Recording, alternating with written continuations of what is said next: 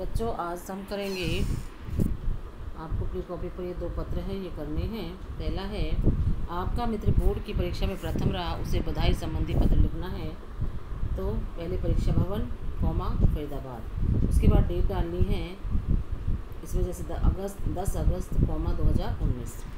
प्रिय मित्र राम, सस्नेही नमस्कार। ठीक है, पूर्ण विराम। आज के दैनिक जागरण में तुम्हारा चित्र देखकर तथा यह जानकर कि तुम बोर्ड की परीक्षा में प्रांत भर में प्रथम रहे हो तो हृदय प्रसन्नता से झूम उठा। मित्रवर, तुमसे यही आशा थी।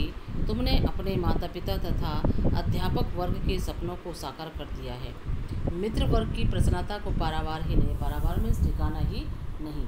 इस शानदार सफलता पर मेरी हार्दिक बधाई स्वीकार करें।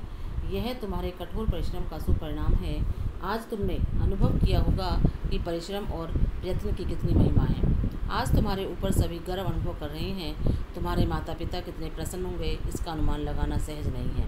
तुम्हारी इस असामान्य सफलता ने विद्यालय को भी 4 चांद लगा दिए हैं।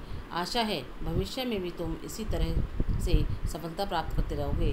तुम्हारा प्रिय मित्र रमेश। तो ये याद था कि तुम बोर्ड की परीक्षा में प्रथम आए हो तो उसे तुम्हें बधाई संबंधी पत्र लिखना है, तो किस तरह लिखोगे। नेक्स्ट है, एक और पत्र है। किसी समाचार पत्र के संपादक को पत्र लिखिए जिसमें नगर में व्याप्त, मतलब नगर में जो बिजली की समस्या है, बिजली की अवस्था का वर्णन किया गया हो। तो इसमें भी यही आएगा, परीक्षा भवन कौमा फरीदाबाद पूर्ण विराम 12 अगस्त 2019। सेवा में संपादक महोदय, संपादक को लिखना है हमें हिंदुस्तान नई दिल्ली, जहाँ से ये प्रकाशित होता है। मान्यवर महोदय, मैं आपके लोकप्रिय दैनिक समाचार पत्र के माध्यम से अपने नगर में फैली बिजली की अवस्था की ओर बिजली विभाग के उच्च अधिकारियों का ध्यान आकर्षित करना चाहता हूँ। पहले नगर की सड़कों को ही लीजिए। एक तो ये सड़कें तंग हैं, दूसरे इन पर यातायात का आवागमन दिन की अपेक्षा रात को अधिक होता है।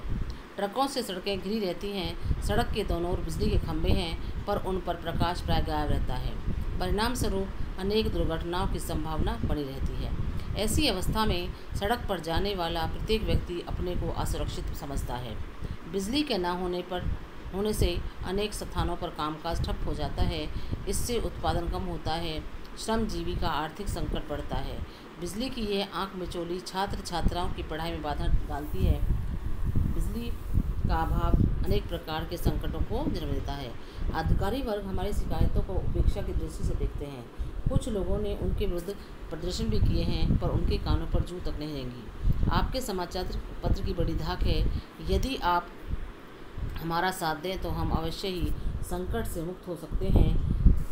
इस पत्र को प्रकाशित करने की कृपा करने के साथ साथ यदि इस विषय पर एक संपादकीय भी लिखे दें तो हम आपके अत्यंत आभारी रहेंगे। धन्यवाद। भवदीय भीष्म नारायण सिंह। तो ये 2 पत्र आपको अपनी कॉपी पर लिखने हैं और इनको याद करना है।